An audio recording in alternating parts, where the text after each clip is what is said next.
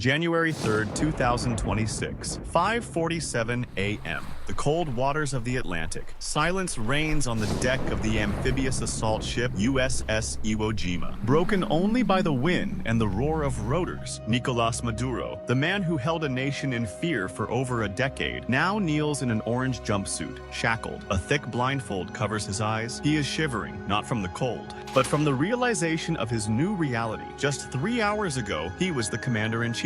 Now he is prisoner number one. The world woke up to a different reality. The United States did the impossible. They seized the head of a sovereign state in 30 minutes. This isn't just an arrest. It represents the seizure of a nation of 28 million people and oil reserves worth $17 trillion. How did the world's most powerful military infiltrate one of Latin America's most closed nations, kidnap a dictator from his own fortress, and vanish without casualties? To understand this ending, we must go back to the beginning. The story of Venezuela's fall began long before this night. Nicolas Maduro, a former bus driver, inherited the throne from Hugo Chavez in 2013. Chavez built a system of Bolivarian socialism based on high oil prices, but when prices crashed, so did the country. Maduro responded to the crisis not with reform, but with repression. Hyperinflation reached millions of percent. People scavenged for food in trash cans. Over 7 million people, a quarter of the population, fled the country, creating the largest migration crisis in the region's history. But Washington wasn't concerned with economics. The problem was far more terrifying. In 2020, the US Department of Justice formally charged Maduro and his inner circle with narco-terrorism. Intelligence confirmed the Venezuelan government had morphed into the Cartel de los Soles, the cartel of the suns. This wasn't just a gang, it was a narco-state. Army generals used military aircraft to traffic cocaine. Maduro turned Venezuela into a hub flooding US streets with cheap opioids and cocaine, leading to the deaths of hundreds of thousands of Americans. This was a casus belli, a cause for war. A secret directive was signed in the Oval Office. The operation was codenamed Absolute Resolve. It was a logistical puzzle. How do you get a man guarded by thousands of soldiers, Russian-made S-300 air defense systems, and Wagner mercenaries? The Pentagon deployed the elite Delta Force for the ground capture, the 161st Special Operations Aviation Regiment for transport, and U.S. Cyber Command to blind the enemy. At a secret base in Florida, engineers built a full-scale mock-up of the Miraflores Palace. Special forces stormed this model hundreds of times. They knew exactly how many steps from the helipad to the president's bedroom. They knew which way every door opened. By December 2025, the invasion force, 150 aircraft, had been covertly moved to bases in Colombia, Puerto Rico, and carriers in the Caribbean. Everything was ready, but nature intervened. A storm front delayed the launch for weeks. Nerves were frayed. Finally, on January 2nd, the skies cleared. President Trump uttered just 2 words: execute. The clock struck 10:46 p.m. Blackhawks and heavy transport helicopters lifted off from ship decks. Pilots of the 161st, known as the Night Stalkers, flew in total radio silence. They flew at nap of the Earth altitude, 30 meters above the black water,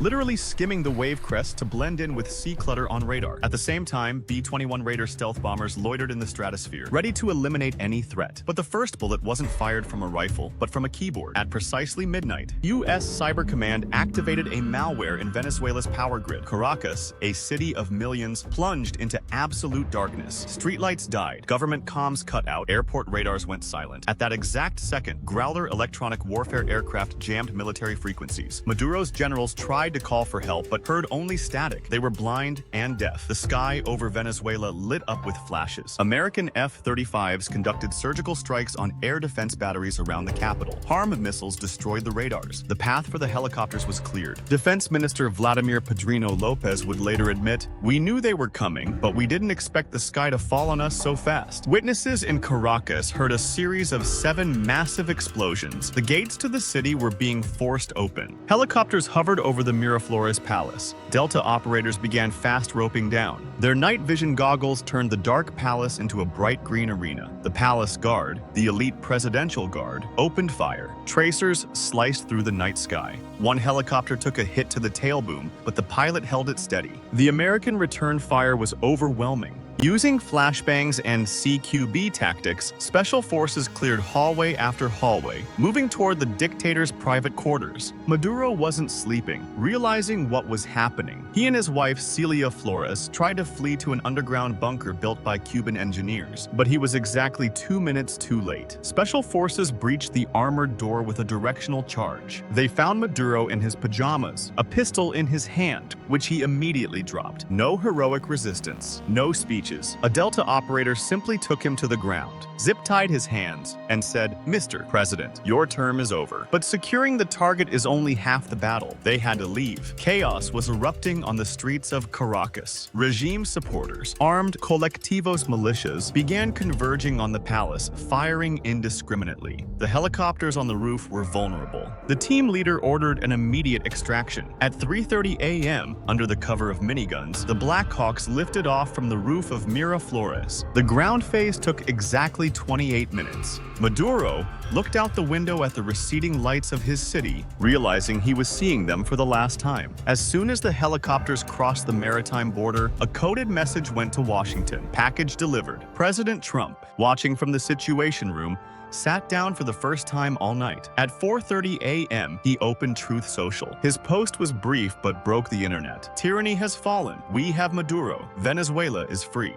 Global oil markets reacted instantly. The price per barrel crashed 15% on the news of regime change. In the morning, the White House showed its hand. This wasn't just a raid, it was a paradigm shift. The US announced a temporary transitional authority, a Marshall Plan for Venezuela, major oil giants. Chevron, ExxonMobil were already prepping engineering teams to deploy. The goal? Restore oil production and use profits to rebuild the economy. Critics at the UN screamed about imperialism and oil theft. Supporters called it the only chance to save a nation from starvation. Meanwhile, Maduro's odyssey continued. From the ship, he was moved to Guantanamo, and from there, aboard an unmarked white Boeing 757. Thousands of aviation enthusiasts tracked this ghost plane. It flew straight north. At 4:32 p.m., it touched down in New York. The final touch was theatrical. The helicopter carrying the dictator flew past the Statue of Liberty before landing at the Metropolitan Detention Center in Brooklyn. This was the same prison that held El Chapo and Jeffrey Epstein. The symbolism was clear. Maduro is no longer a politician. He is a common criminal. Attorney General Pam Bondi faced the press, holding a thick indictment folder. Maduro was charged with conspiracy to import thousands of tons of cocaine, using chemical weapons against protesters, and embezzlement of state funds. He, his wife, and his son faced multiple life sentences at ADX Florence, a place of no return. It was a signal to dictators worldwide, your palaces will not save you. The world's reaction was polarized. Russia and China, having lost billions in investments and a strategic ally, issued harsh condemnations. Moscow called it an act of international piracy and put its troops on alert. Brazil and Mexico demanded explanations, but in Caracas itself, people took to the streets, not with Molotov cocktails,